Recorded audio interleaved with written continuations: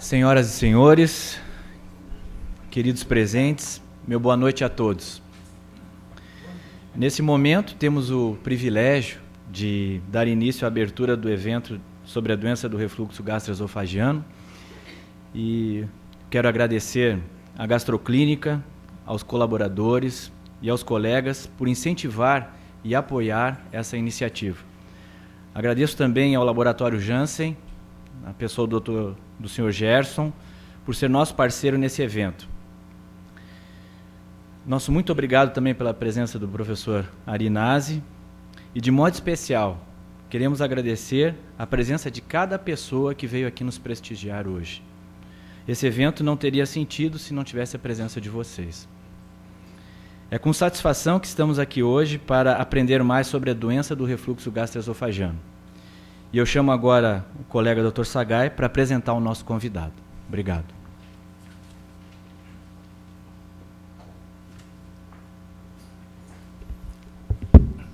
Boa noite a todos. Obrigado pela presença de todos e dizer que hoje realmente é um dia muito especial para todos nós, mas especialmente para a Gastroclínica e para a minha pessoa. Vou contar uma historinha. O Ari foi meu colega de turma na residência e a gente fez residência no grupo do professor Pinotti, a gente fez cirurgia junto e naquela época de residência a gente fazia cirurgia geral, demos muitos plantões, trabalhava que nem um condenado e a gente sonhava com o R3 um dia. Eu sempre tinha o sonho de fazer gastro e na época a gente tinha muitos concorrentes, né? Vários colegas queriam fazer gastro. E nós, residentes, a gente que tinha que fazer? Trabalhar e mostrar que sabia e se exibir e tinha que demonstrar para os chefes. Mas o Ari era uma pessoa que nunca vi querer se mostrar, querer fazer alguma coisa, trabalhava quieto. E naquela época ele já era envolvido com a fisiologia do esôfago, ele que fazia as manometrias, e ele, aquilo para nós cirurgiões, aquilo era uma coisa meio aberrante, porque naquela época não existia isso, né? E ele já fazia isso e ele já conduzia o laboratório de fisiologia lá do HC, da clínica do professor Pinotti, e foi chegando na época do R3 e nós todos estressados, a gente estressado, e a gente sabia que aquela pessoa que nem aparecia, uma das vagas era dele. Era dele e a gente tinha que lutar. E tinha outro colega muito competente também, o Joquemura. Então a gente tinha 5 vagas e a gente só tinha 3 vagas para disputar. E a gente, eu tive sorte de entrar na residência e continuar mais 2 anos com o Ari. Mas isso, mostrou que todos nós temos nosso brilho e a gente quer mostrar o brilho, né? Mas o Ari, ele tem o seu brilho e nunca quis mostrar o seu brilho, a sua capacidade, porque sempre foi um brilho natural. E é um brilho tão natural, né? Todos nós sonhamos ser estrela, mas ele, com esse brilho, com essa capacidade, essa iluminação, ele foi criando a sua luz, e eu acho que a fisiologia do Brasil se ter um pai e uma mãe, eu acho que chama-se Ari Nazi. E eu diria que todos nós somos uma estrela, queremos ter o nosso brilhozinho num dia de lua.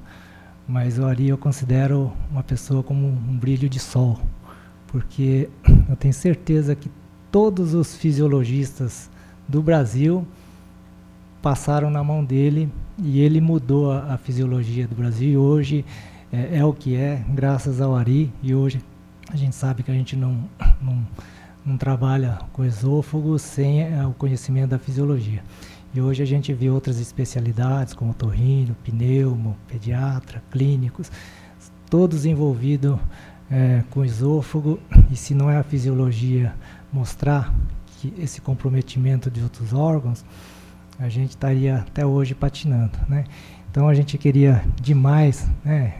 Eu como seu amigo, sabe, tenho esse privilégio e dizer que você realmente é um sol que ilumina a nossa medicina, a gastro e principalmente a fisiologia do esôfago, e não é à toa que você hoje é a maior estrela, a maior luz da fisiologia do esôfago do Brasil e com certeza um dos expoentes do mundo, tá, Ari? Queria agradecer e dizer que eu tive a sorte de ser seu colega, seu amigo, e hoje eu estou realmente emocionado e passo a palavra a você. Obrigado.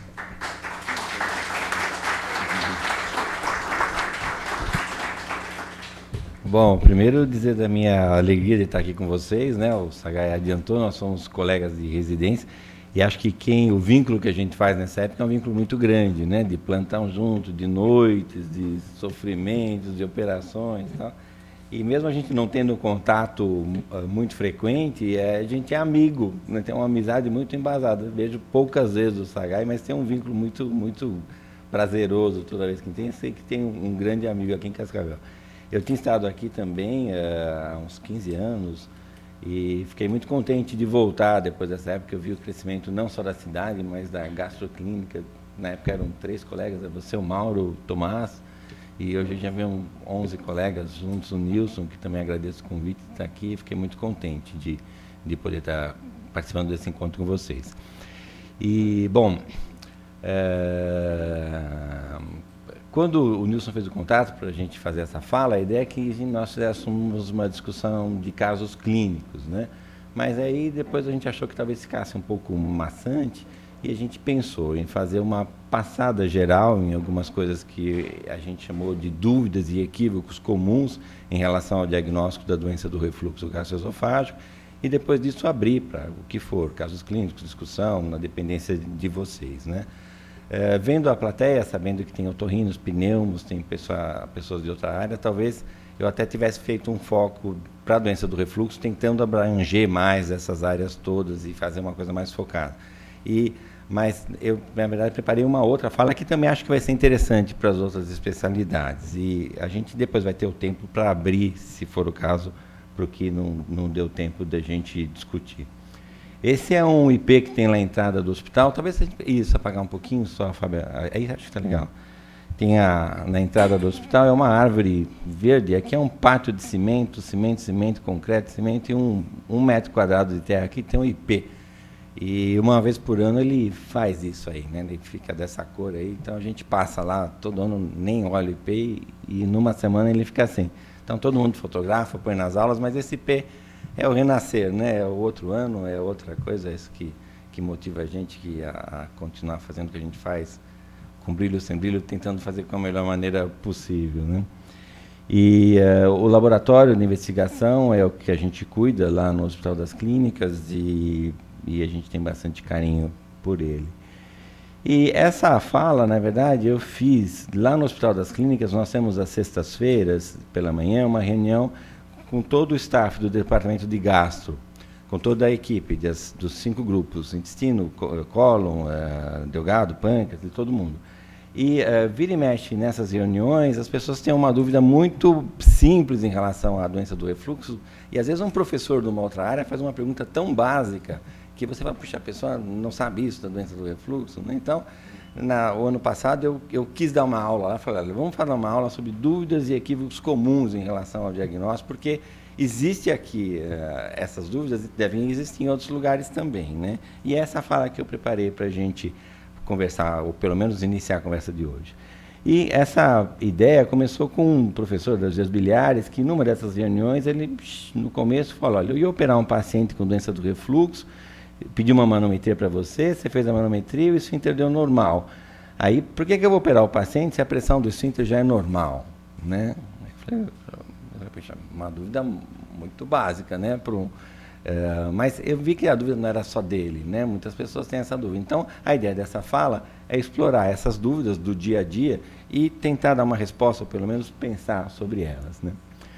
Claro que eu não vou falar de dúvidas e equívocos aqui, eu vou primeiro falar uns 10, 15 minutinhos, alguma coisa sobre a doença do refluxo, para a gente depois falar propriamente inserindo essas dúvidas e equívocos nesse contexto, né? Então, primeira coisa em relação... Bom, falar da prevalência da doença do refluxo é desnecessária, né? A afecção benigna de maior prevalência do aparelho digestivo. Essa prevalência vem aumentando nos últimos anos. Vários fatores justificam esse aumento de prevalência, aumento de peso da população, sedentarismo, vícios dietéticos, talvez a erradicação maciça do H. pylori também tem algum papel nesse aumento expressivo da doença do refluxo, mas fato é que grande parte da população tem sintomas sugestivos de doença do refluxo. Quanto é essa grande parte? O inquérito populacional realizado pelo Prado, lá do departamento, em 22 cidades do Brasil, questionando se as pessoas tinham um único sintoma de pirose, viu que 12,5% da população entrevistada tinham critérios diagnósticos baseados na presença de pirose para serem enquadrados como portadores de doença do refluxo. Essa é uma prevalência subestimada porque inquiriu-se, na verdade, um dos sintomas, que é a pirose e queimação retroesternal. Não inquiriu-se outros sintomas que também podem ser relacionados, mas é pelo menos 12,5% no Brasil, uma prevalência bastante elevada. E, na verdade, o diagnóstico começa primeiro por uma avaliação clínica sistemática. Isso é fundamental. À medida que a medicina vai evoluindo em relação à tecnologia, a parte básica da medicina está sendo negligenciada. Então, aquele clínico que ouve o paciente, que interpreta os sintomas, ele está cada vez menos comum. É mais comum o médico pedidor de exame, né? Então, essa avaliação clínica sistemática tem que ser recuperada. Isso é muito importante, não só para a doença do refluxo, para todas as afecções, e, sobretudo, também para a doença do refluxo. O diagnóstico também vai passar por uma endoscopia digestiva, né? E pode ser necessário uma monitorização prolongada do refluxo, né? Essa monitorização, usualmente, é feita pela pH-metria e, mais recentemente, pela impedância-pH-metria, obrigado, Fábio, que é um método que é uma evolução da pH-metria que mede, além da acidez do refluxo, que a pH-metria já media, mede outras características do refluxo. Mede o refluxo não ácido, a característica física desse refluxo, se ele é líquido, misto, gasoso. Então, com essas três itens, a gente faz o diagnóstico da doença do refluxo gastroesofágico. Não necessariamente a gente precisa fazer os três. Às vezes, nesse primeiro item, a gente para aqui e você já tem o diagnóstico da doença do refluxo. Então, o paciente é jovem, tem queixa típica, pirose e regurgitação. Queixa clínica suficiente para você pensar na doença do refluxo. Não tem sinal de alerta. Você, às vezes, não precisa nem fazer endoscopia. Num serviço básico de saúde, você pode supor que esse paciente tem doença do refluxo e tratá-lo, né? Se ele tem sinal de alarme, se você tem dúvida, o primeiro passo é uma endoscopia, para ver se ele tem esofagite, que parte dos pacientes que têm doença do refluxo tem e parte não tem.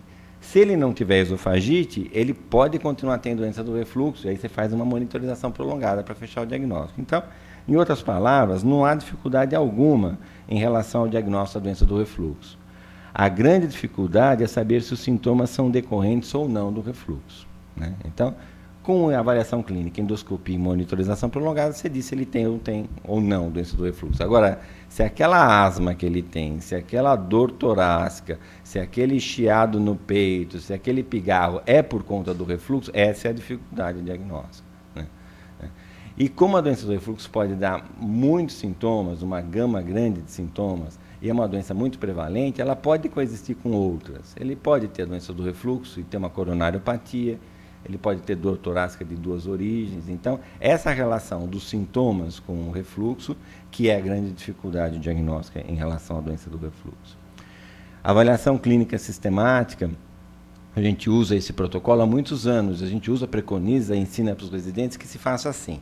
Quando a doente atende um doente do refluxo, um paciente com suspeita do refluxo, que a gente pergunte, se ele tem pirose, queimação retroesternal, que às vezes o paciente chama isso de azia, se ele tem regurgitação, se tem disfagia, tosse, asma, disfonia, pigarro, dor torácica, globos ou outros sintomas. E a gente tem como um código de barras que a gente põe do lado assim e a gente faz esse traçadinho aqui. Então, por exemplo, esse paciente nesse código de barras, ele tem pirose intensa, regurgitação, não tem mais nada e tem sensação de globos.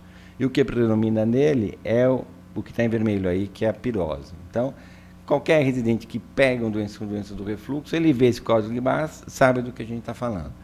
Mais importante que isso, dessa sistematização, que é importante para a pesquisa, para você ver depois, é você interpretar esses sintomas. Quando a gente chega com o paciente que tem doença do refluxo, pergunta o que ele sente, ele fala, eu tenho refluxo, eu tenho azia. O que você chama de refluxo? Né? O que você chama de azia? Então, muitas vezes a gente se surpreende com essa resposta. A azia para mim é aquela dor aqui no estômago. Ou a azia para mim é aquele gosto de podre na boca. Então, esse até é um termo popular para azia, mas o que a gente está perguntando é se ele tem queimação external, até onde que sobe, se é regurgitação, se é vômito. Então, vômito, regurgitação confunde, azia com queimação de boca, azia com queimação de estômago. Então, tem que ser traduzido com o paciente. E não é só paciente pouco diferenciado. Às vezes, o paciente bastante diferenciado também faz confusões homéricas em relação aos seus sintomas, e você tem que interpretar. Eu tive uma conversa com o Gilson em Foz do Iguaçu, no nosso último encontro, que esse questionário é meio maçante, né? Você tem que falar com o paciente e você pergunta isso para o paciente, e você pergunta, tem azia? Ah, eu tenho dor aqui. Então, você tem que ser muito focado, sem ser chato, mas você tem que insistir com ele com o que você quer saber, para você ter as informações. É claro que você tem que deixar ele falar, mas você tem que focar no que você quer saber. Então, isso é uma parte muito importante. Se a pessoa tiver queixas típicas de refluxo, pirose e regurgitação, sobretudo se forem associadas, as chances dele ter doença do refluxo é acima de 95%. Entretanto, por exemplo, paciente com megaesôfago. Paciente com megaesôfago é uma armadilha. Muitas vezes eles falam que tem regurgitação, e eles têm mesmo, eles chamam isso de refluxo. Muitas vezes eles fazem uma endoscopia, muitas vezes tem esofagite na endoscopia, pela própria estase. O médico diz que ele tem esofagite, que ele tem refluxo, e muitas vezes ele chega para você, tendo megaesôfago, dizendo que ele tem refluxo. Aí você vai ver a regurgitação dele, é uma regurgitação esofágica, não é um refluxo gastroesofágico. Que a esofagite dele é uma esofagite de estase, não é uma esofagite por refluxo. Então, esse detalhe é a parte clínica que faz, né? Que é importante ser muito bem processado.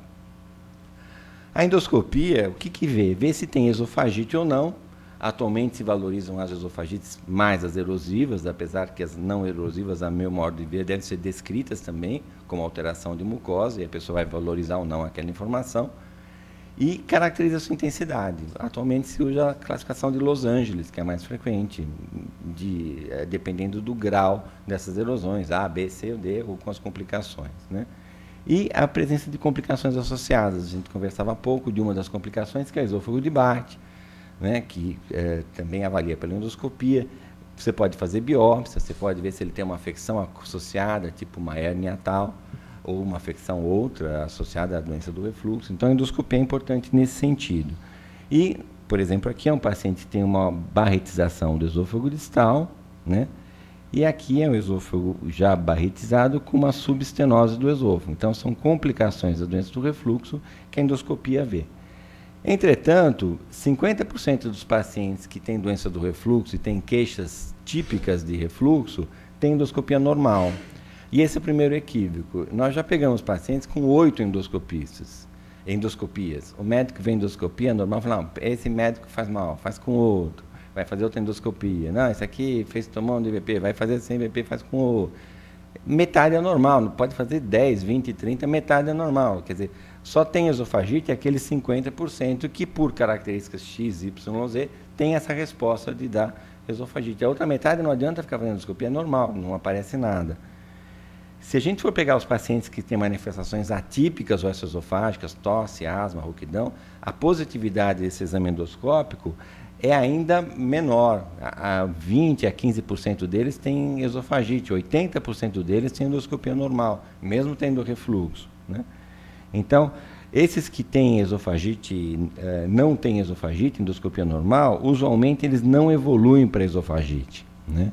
Eles ficam nessas formas de mucosa normal do esôfago, esofagite não erosiva, e no decorrer do tempo eles não vão evoluindo, né? Não é aquela coisa que a gente pensa, mas ele tem refluxo, hoje ele tem uma erosão, depois ele pode ter duas, aí ele vai aumentando, daí ele vai ter um Barth, daí ele vai ter uma estenose. Essa cascatinha de evolução não funciona para dentro do refluxo. O indivíduo que tem Barth, em geral, ele vai ter direto um Barth. O que tem esofagite não erosiva, ele fica não erosiva, poucos deles evoluem para erosiva. E o que tem A, ele continua tendo A, ele não vai para B, C, ele não vai agravando no decorrer do tempo, né? que é um equívoco muito comum também. Muitas vezes o médico, às vezes, até querendo operar, fala, você tem uma doença que vai piorando, é crônica, então se não operar logo vai virar um BAIT, vai virar um câncer. Não tem essa característica evolutiva, né, da doença do refluxo. Esses pacientes que têm esofagite não têm esofagite, endoscopia normal, eles respondem pior, tanto ao tratamento clínico, com IBP, o tratamento clínico geral, quanto ao tratamento cirúrgico. Então, a endoscopia é isso, tem essas limitações, serve para isso. A monitorização prolongada do refluxo, o mais comum é a pH-metria. A gente faz um catéter, um sensor, põe no esôfago distal e mede o pH em função do tempo. O pH do esôfago vai por volta de 6 ou 7. Quando cai abaixo de 4, ou ele comeu alguma coisa ácida, como aqui, esse aqui indica que ele está comendo algo ácido, ou aqui que ele refluiu. Aqui em amarelo, quando ele está deitado, com isso a gente vê o padrão de refluxo. Serve para ver o refluxo ácido gastroesofágico, é um bom instrumento para isso. Caracteriza se o padrão de refluxo é supino, ortostático ou combinado em ambas as posições. E aqui também é um equívoco muito comum. Todo mundo pensa que o refluxo mais comum é o supino, né, que é quando a pessoa está deitada. Vocês pensam isso também? Não é. O refluxo mais comum é o ortostático. O padrão mais usual de refluxo é o que reflui pós-alimentação, pós-prandial. Esse é o mais comum. O supino talvez seja o refluxo mais grave, mas não é o mais comum. O mais prevalente, mais comum, é o refluidor ortostático, né? A pH-metria vê isso. É claro que você não vai fazer uma pH-metria para ver se é ortostático subindo, para ver se ele sobe ou não a cama. A semana todo mundo subir a cama e supõe que ele tenha refluxo. Mas em fazendo você tem esse instrumento que muitas vezes pode te ajudar. E talvez mais importante de tudo em relação à pH-metria é que é uma boa chance de você poder relacionar a queixa clínica com o refluxo. A gente fala, quando o senhor tiver aquela dor chata, aquele sintoma chato, aquela tosse, a gente vai ver se naquele momento ele aciona o botão e a gente vê se naquele momento foi relacionado ao refluxo. A gente tem um índice de sintomas, né? Então se ele teve sintoma, mais de 50% dos episódios dos sintomas são relacionados ao refluxo, a gente diz que tem uma relação substancial. Se tiver menos que 50% de relação, a gente diz que tem uma relação não consistente. Então, vamos supor que ele tenha 10 episódios de queimação external. Se mais de 5 deles, mais de 50% forem na vigência de refluxo, a gente fala, essa pirose tem relação temporal com o refluxo. Se for menos, você diz que é uma relação não totalmente definida, né? Não avalia o chamado de refluxo não ácido, que é um refluxo importante que ocorre no período pós-prandial, que é quando a acidez do estômago está tamponada pelo alimento. É um período crítico para refluxo, ocorre muito refluxo, mas é um refluxo não ácido, porque está tamponada a acidez gástrica pelo alimento. Então, a pH-metria normal não vê esse episódio de refluxo não ácido. Aqui é um equívoco muito comum. Teve um colega de São Paulo, bastante complicado do ponto de vista ético, que ele mandou uma carta para todos os gastroenterologistas de São Paulo dizendo que a pH-metria boa era de 4 canais. Mandou para não sei quantos mil médicos de São Paulo. E as pessoas chegam, isso faz uns anos já. Na época eu era presidente da Sociedade de Motilidade, eu mandei uma carta em nome da sociedade falando, olha, não tem nenhum fundamento você mandar essa divulgação, não faça essa divulgação, que é uma divulgação equivocada, que gera uma falsa impressão. E até hoje, 10 anos depois, tem pedido de pH-metria com 4 canais, né? Então, a gente explica para o paciente. Um canal, você põe o sensor no esôfago distal e vê se o ácido do estômago chegou no esôfago. Quando você quer saber se tem sintoma alto, você põe um outro sensor na faringe. Aí você vê como aqui, tá vendo? Teve um refluxo, não chegou lá. Então foi um refluxo gastroesofágico que não subiu até a faringe. Aqui teve alguns episódios de refluxo que subiram até a faringe. Então aqui ele teve refluxo gastroesofágico e refluxo supraesofágico. Então, se eu estou investigando um refluxo supraesofágico, uma laringite, uma tosse, eu ponho um canal no esôfago e um canal na faringe. Se ele saiu daqui e chegou aqui, eu juro por Deus para vocês que ele passou no meio. Não tem outro caminho para ele passar. Então, 4 canais é só se você quiser cobrar mais caro pelo exame. É a única justificativa para você fazer e pedir um exame de 4 canais, né? Então, isso assim é um equívoco muito comum, desnecessário. Às vezes você faz, eu explico isso para o paciente, olha, vai custar tanto a mais para fazer se passou no meio. O senhor quer saber se passou no meio? Os mais esclarecidos falam, não. Agora, não, meu médico pediu, então você gasta mais R$300 para dizer que passou no meio, né? E chegou lá em cima. A evolução da pH-metria é a impedância-pH-metria. Esse foi um alemão chamado Silny, que nos anos 90 ele desenvolveu esse método. Na verdade, ele não era médico, ele era físico, e ele é físico, e ele desenvolveu esse método, que são anéis metálicos numa sonda. Ele gera uma corrente alternada entre uma sonda, entre um anel e outro, e vê como é que conduz a eletricidade. Quando tem ar interposto entre esses anéis, a eletricidade conduz muito mal. Quando tem algum líquido ali, conduz muito rapidamente, e aí cai a impedância. A impedância é o contrário dessa resistividade elétrica, né? Então, se você colocar vários anéis numa sonda, você vai ver se está vendo algum líquido de cima para baixo ou se está refluindo do estômago para o esôfago. Pela queda ou ascensão da impedância, você vê se é líquido ou gasoso. Então, quando tem um líquido, cai a impedância. Quando tem um eructo, um gás subindo, sobe a impedância, porque o ar dificulta a propagação da eletricidade. Então, se você associar essa impedânciometria a um sensor de pH, um sensor ou mais, você tem impedância-pH-metria.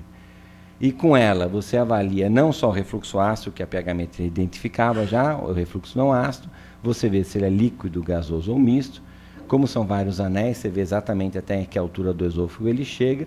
E o mais importante de tudo é que agora você relaciona os sintomas com todas as modalidades de refluxo, não só com refluxo ácido. Então, relaciona com refluxo não ácido, com refluxo gasoso, refluxo misto. Então, ampliou o escopo de ação aí da monitorização prolongada do refluxo. E essa é uma questão também bastante comum, monitorização prolongada do refluxo. pH ou impedância pH-metria? pH é disponível em qualquer centro não, em qualquer centro médio para grande tem uma pH-metria. Impedância pH-metria tem 3 ou 4 lugares no Brasil que faz. Então, quando que justifica você fazer um exame que é muito pouco disponível, ou quando você pode se contentar com uma pH-metria disponível na maior parte das cidades de porte médio, né? Então, na verdade, em pacientes que têm sintomas que não estão usando antissecretores, né, que têm queixas típicas, pirose e regurgitação, a maior parte dos episódios de sintomas, nesse caso, é relacionada com refluxo ácido. Então, apenas 15% desses pacientes têm sintomas decorrentes de refluxo não ácido. Então, portanto, nesse padrão de paciente, a pH-metria dá conta. Sintoma típico, sem usar IBP, pH-metria está super bem, vai dar a resposta que você quer saber. Em 15% só você vai poder ter essa falha, mas você tem a grande resposta no resto. Entretanto, pacientes que estão tomando antissecretor e que estão com sintoma, aí a impedância é que faz a diferença. Aí é o exame que faz o diagnóstico, e você vai ver por que ele está tendo sintoma apesar de usar o IBP. Ele está tendo sintoma porque o remédio não está sendo suficiente para bloquear a acidez, ele está tendo sintoma porque o sintoma é decorrente de refluxo não ácido, e não adianta você bloquear o ácido porque não é o ácido que está dando sintoma, é o não ácido, ou não é sintoma relacionado ao refluxo. Então, aqui a impedância faz diferença. Essas são as indicações sedimentadas da doença da impedância pH-metria atualmente. A doença do refluxo refratária e a tosse crônica. Parece que tem pneumologistas. A tosse crônica, se vê hoje que parte dos pacientes tem tosse não só com refluxo ácido, mas também com refluxo não ácido. Então, a gente também vivenciado essa experiência. Você monitorizando essa outra modalidade de refluxo, você consegue relacionar melhor, né? Uma palavrinha a respeito do tratamento medicamentoso, né? Esse aqui, na verdade, são as nossas opções. Os alginatos, protetores de mucosa, alcalinos, que estão em cor mais fraca aqui, porque são menos usados, menos potentes, apesar de úteis em muitas situações. Os bloqueadores de receptor de histamina, bloqueadores H2, também menos usados, e os mais eficientes, sem dúvida, são os inibidores de bomba de próton, né? Entretanto, o que faz o inibidor de bomba de próton, um antissecretor, né? Qual que é a ação dele?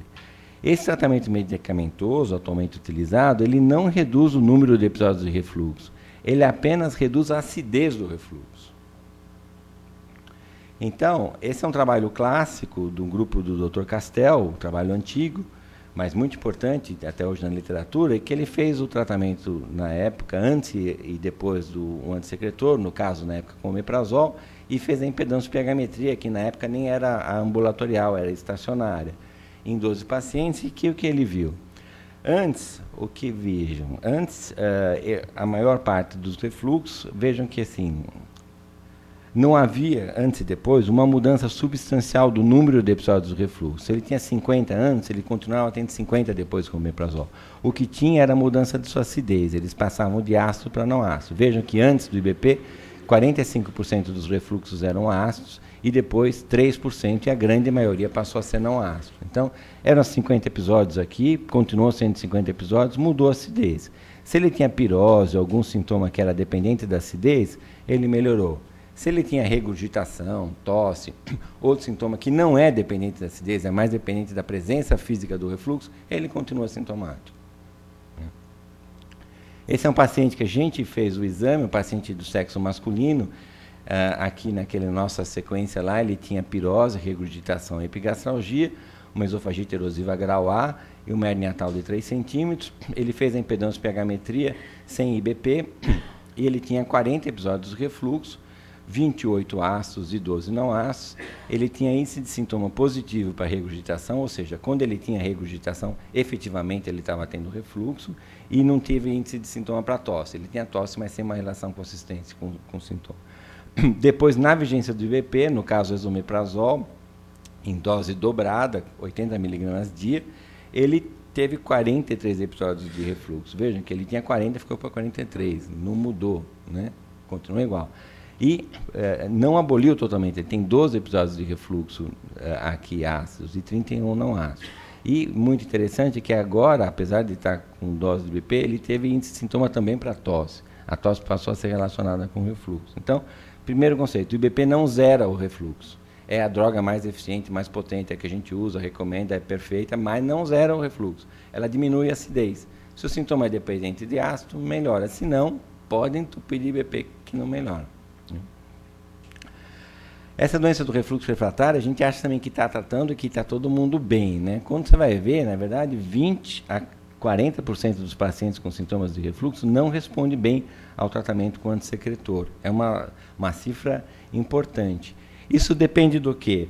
Do tipo da doença do refluxo, do grau da esofagite, depende da manifestação clínica predominante.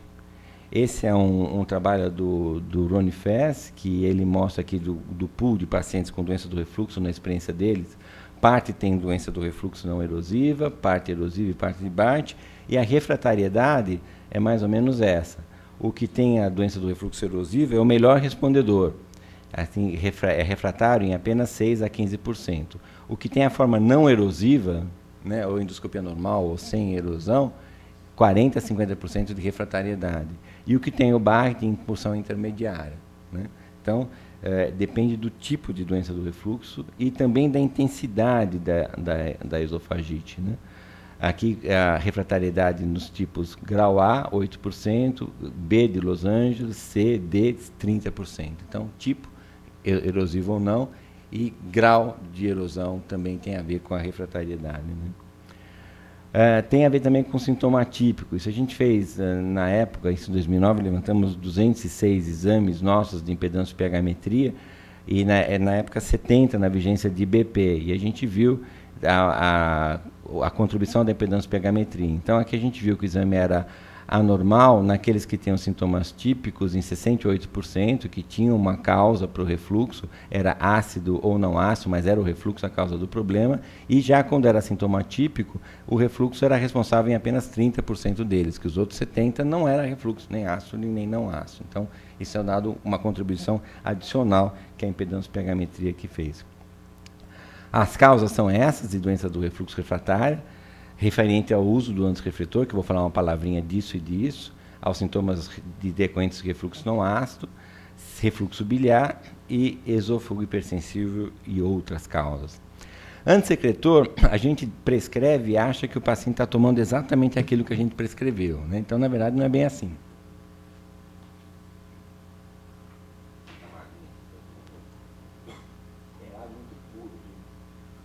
Muito puro, a gente sai de São Paulo, aquela fumaça faz falta, esse ar aqui, então, irrita um pouquinho. Não sei como vocês vivem com esse ar aqui. Então, a droga, a dosagem, o horário, isso é muito importante a gente conferir. Então, esse é um trabalho interessante que viu que 55% dos pacientes, após Um mês de tratamento, continuavam tomando a medicação como ela foi prescrita. 45%, depois de 4 semanas, já mudou. Mudou o horário, mudou a dose, mudou o remédio. 30% depois de 6 meses continuam. 70% já não está usando mais aquilo que você prescreveu. Esse é um trabalho interessante. 100 pacientes com doença do refluxo refratária, 54% deles estavam usando o IBP de modo inadequado. 39% usavam antes de dormir. Isso tem um outro trabalho canadense que vê a prescrição de IBP. Não lembro agora de cabeça, mas 20% dos gastos prescreve errado o IBP. Prescreve de 12 em 12 horas, um de manhã e um à noite. Você fala um de manhã à noite, ele toma um de manhã e um à noite, na hora de dormir. Não é o horário certo de tomar IBP. É antes da principal refeição. Fora, como a principal refeição é o café da manhã, você usa antes do café da manhã. E se você for usar numa outra refeição, você usa antes do jantar, que dá um espaçamento maior. No Brasil, quando muita gente não toma café da manhã, você não precisa dar de manhã, ele não toma café da manhã. Então você dá antes do almoço, que é a principal refeição dele. E se for dar outro, você dá antes do jantar, não dá na hora dele dormir. Né? Porque você perde a ação do fármaco se você dá nesse horário errado. Então, de gastro é 20% prescreve errado e de não gastro é 50% prescreve errado IBP em relação ao horário. Né? Isso a gente tem que ter um tempinho para explicar para o paciente.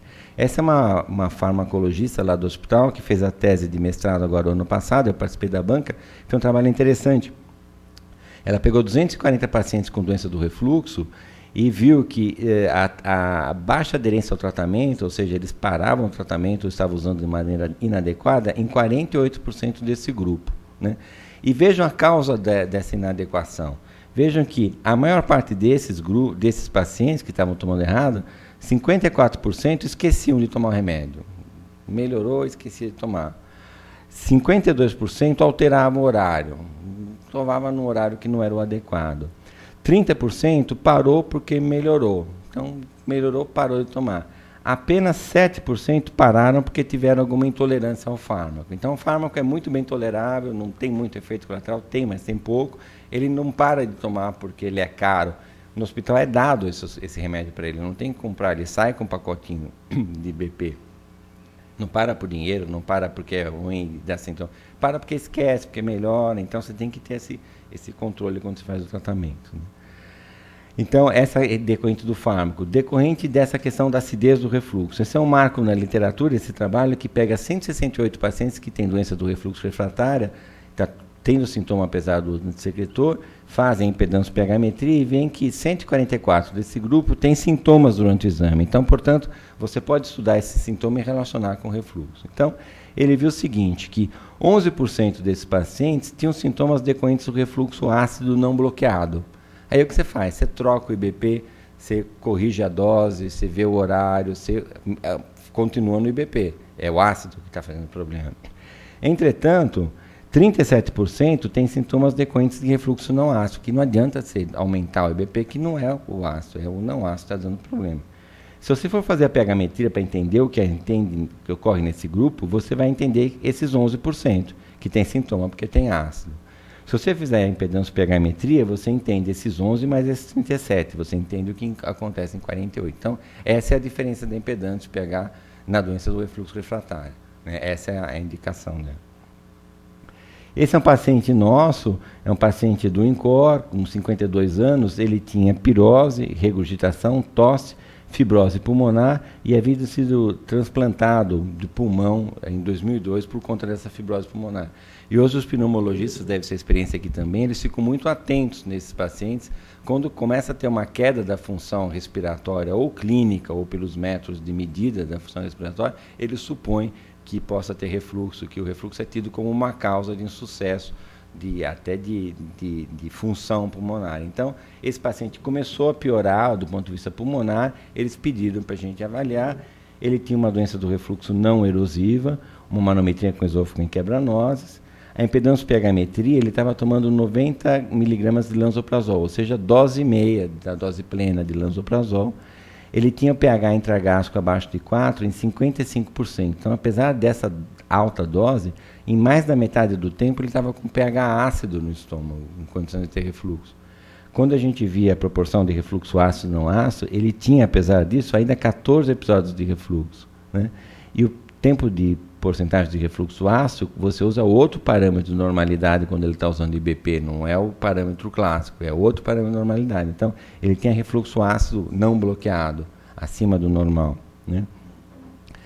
E as características físicas desse material refluído, líquido, gasoso e misto, e muito importante, a relação com sintomas. Então, vejam, ele teve 25 episódios de tosse, 68% deles relacionados com refluxo. Então, índice de sintoma positivo. A tosse tem relação temporal com refluxo, no caso dele. Se a gente tivesse feito só pH-metria, a gente ia pegar esses 12% aqui que teve relação com refluxo ácido. Ia falar que não era relacionado ao refluxo, porque 12% não é 50%. Né? Com a impedância, a gente viu que 68% deles, porque tinha muitos episódios de refluxo não ácido dando sintoma. Né? Então, vejam que é um ganho adicional em relação a isso. Né? Esse é um outro equívoco muito comum. Vocês, vira e mexe, a gente tem esse pedido. Solicito pesquisa de refluxo alcalino. Vocês já devem ter visto esse pedido, né? Então, refluxo alcalino, infelizmente, eu sempre brinco, a gente tem o desprazer de dizer que ele não existe, né? Não adianta pesquisar refluxo alcalino, porque na prática ele não existe. Quando você tem alcalino no esôfago, não é um refluxo biliar que chegou lá alcalino. Isso é contaminação salivária, artefato de exame. Você não tem um refluxo alcalino.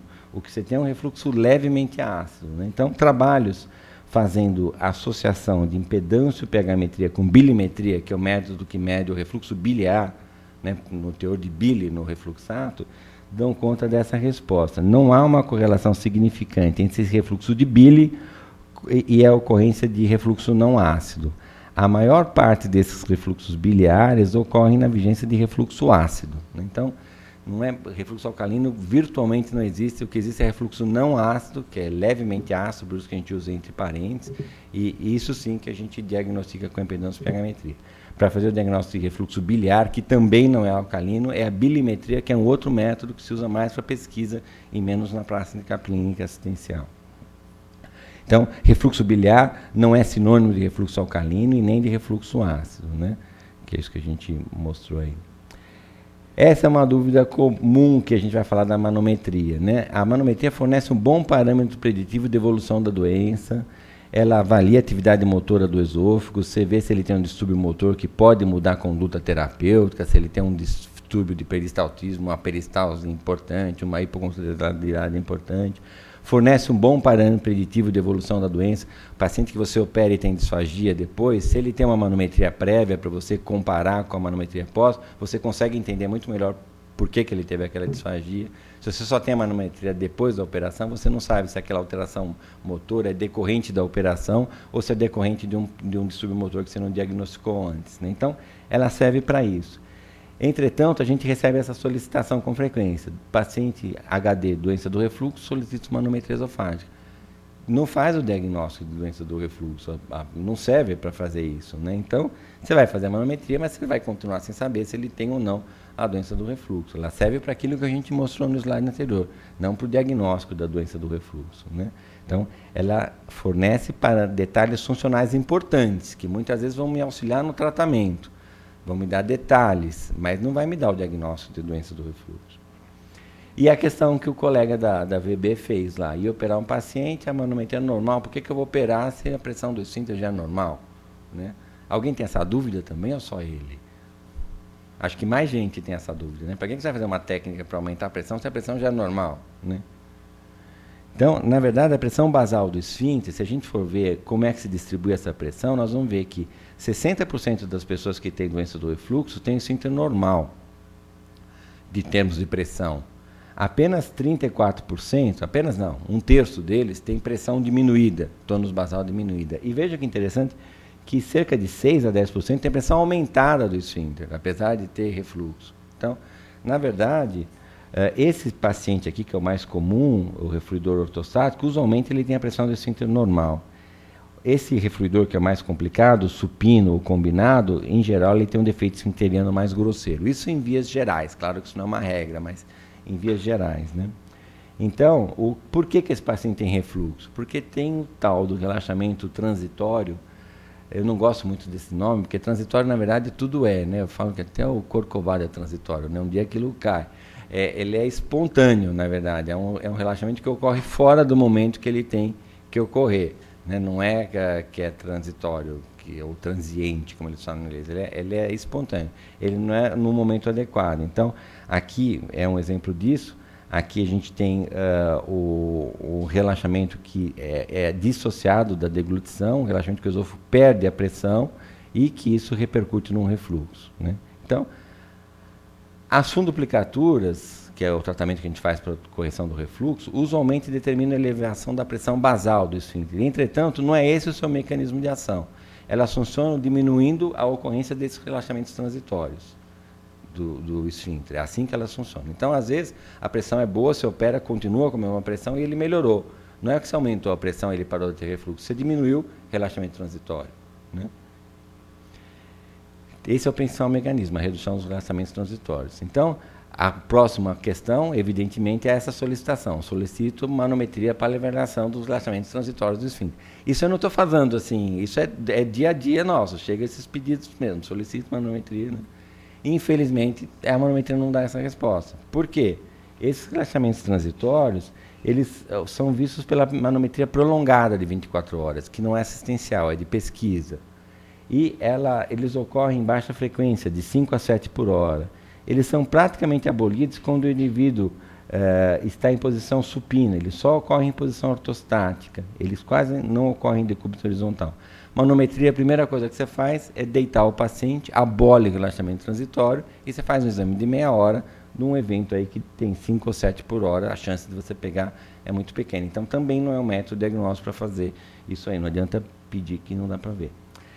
Esse é um equívoco também muito comum. Outro dia eu atendi uma paciente no Fleury, uma paciente de uma família oriental, japonesa, e chamou a atenção que estava a família inteira com uma senhora velhinha de idade. E eu achei muito estranho, tinha 4 pessoas com ela fazendo uma manometria, né? E eles estavam querendo saber a pressão do esfíncter, se era abaixo de 7 ou acima de 7. Eu não entendi direito aquela ansiedade, né? Depois eu fui falar com a família, falei o resultado, todo mundo ficou contente. Não, porque o médico, era uma segunda-feira, marcou a operação dela para quarta-feira, se a pressão do esfíncter estivesse abaixo de 7. Se tivesse acima de 7, não ia precisar operar. Né? Então, como estava acima de 7, ficou todo mundo feliz, foi embora para casa, não operou, salvei a velhinha da operação.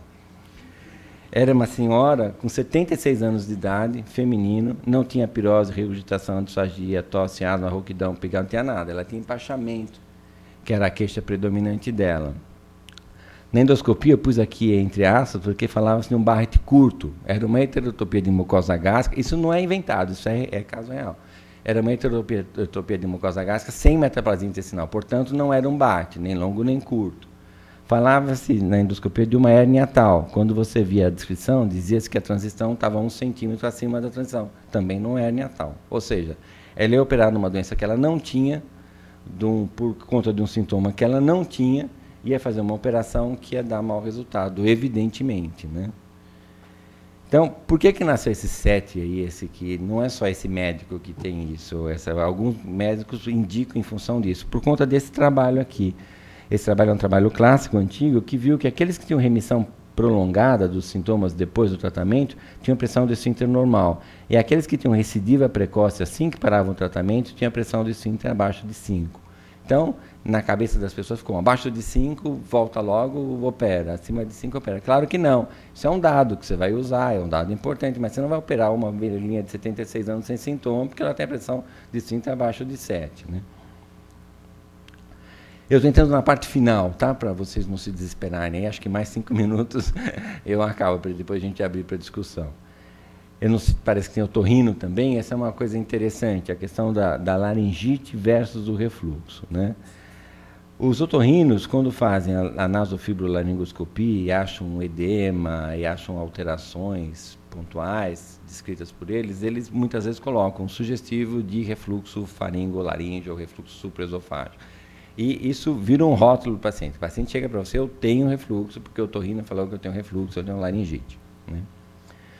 Esse trabalho desse autor, em 2000, ele fez nasofibro na população normal, que não tinha nada, e viu que essas alterações ocorriam em 80% da população, controle, andando na rua, tinha nasofibro alterada, com alteração sugestiva de refluxo. Portanto, esse achado é muito pouco específico. Então, não dá para falar que aquela alteração endoscópica é refluxo. Você pode, claro, que suspeitar, você vai juntar com a clínica, mas você não vai rotular aquele paciente com doença do refluxo, que a maior parte desses pacientes tem poluição, tem tosse, tem outras causas de laringite que não o refluxo, né? E isso, não sei aqui como é a realidade de vocês, mas em São Paulo é um rótulo. Ele vai no otorrino, tem laringite, você tem refluxo.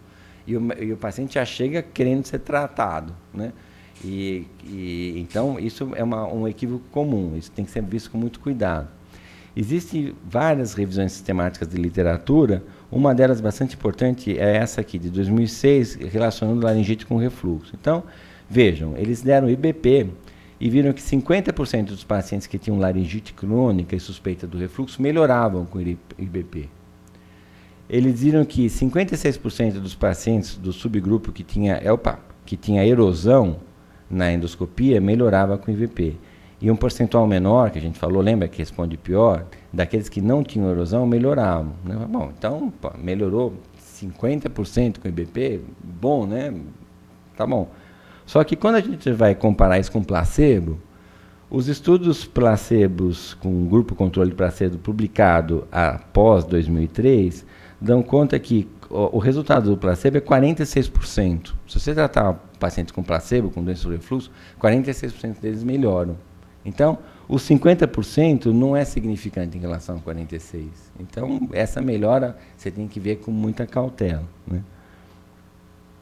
Os resultados do BP não são superiores aos placebos no controle dos sintomas na laringite. Entretanto, também reconhece nessa revisão sistemática que existe um subgrupo que melhora com o tratamento do refluxo. É claro que existe essa relação, mas não é todo mundo que tem laringite que você vai tratar o refluxo, que você vai melhorar.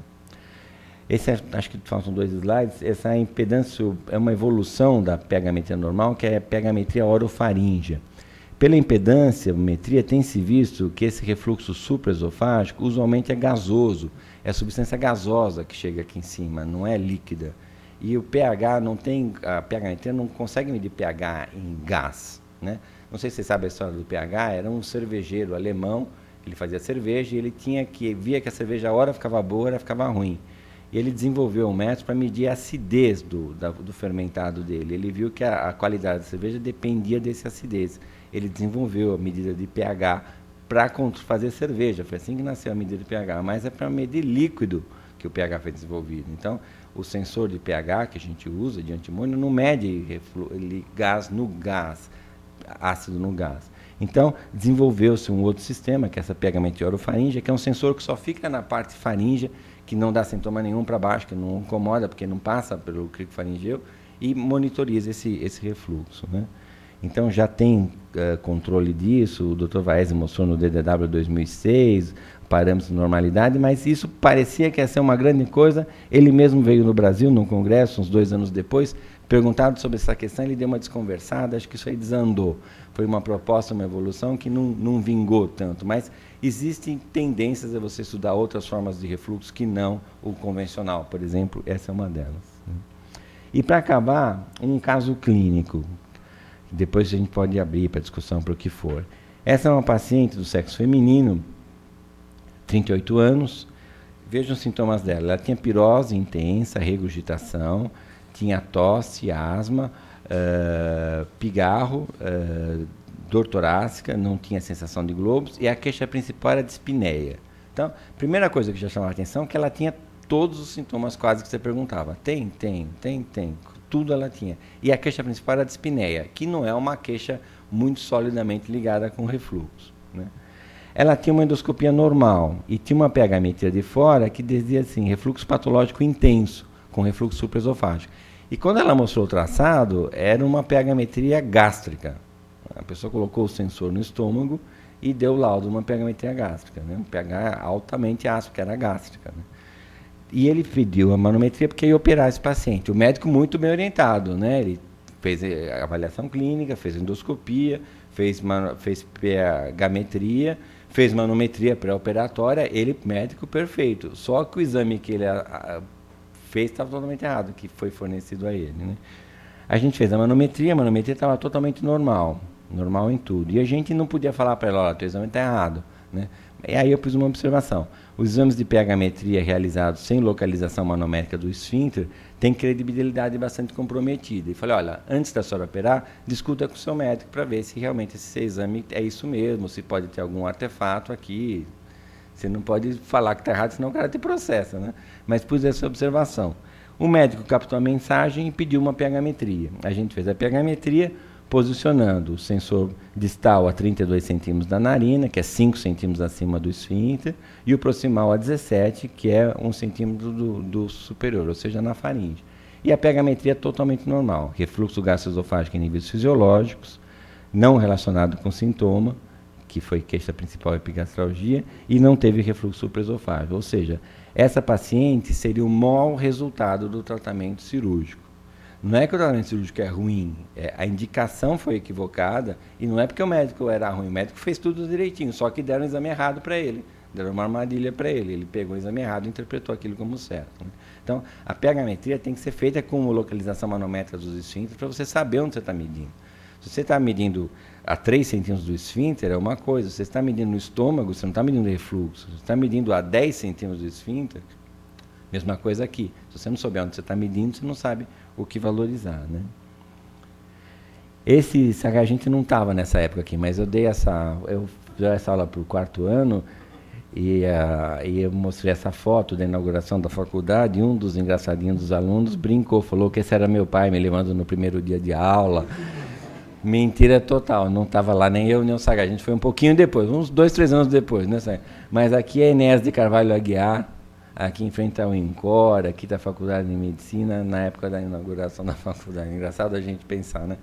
A gente pensa hoje, ver aqui no INCOR tem robozinho operando o coração, eles estão operando o coração por robótica, a revascularização, muitas delas, o robozinho corrige o batimento do coração. Então ele vai no ritmo do coração, você não precisa fazer essa corpórea, você não para o coração. O coração continua em movimento e o robozinho vai corrigindo o pontinho lá do outro lado da rua alguns anos depois, né, para ver o tempo, né. E mesma coisa em relação ao conhecimento da doença do refluxo, né. Se a gente pega a doença do refluxo, há algum tempo atrás, a doença era herniatal. Por quê? O paciente tinha pirose, regurgitação. Qual era o método diagnóstico que tinha? O raio-x contrastado do esôfago. Fazia um raio-x contrastado, aparecia uma hérnia. Pô, a doença é hérnia, né? Depois que apareceu a endoscopia, viu, não é hérnia. Esse paciente tem uma inflamação, que foi chamada inicialmente de esofagite péptica, depois de esofagite por refluxo, e ele pode ter a hérnia. A hérnia é um favorecedor do refluxo, mas a doença é esofagite. Então a doença mudou de nome, passou a ser esofagite, anos 70, 60. Com a pH-metria, não é a esofagite. Tem paciente que tem doença do refluxo e não tem esofagite. É o refluxo, passou a ser a doença do refluxo gastroesofágico. Então, é essa acidez do estômago que some, que dá queimação, que dá o sintoma.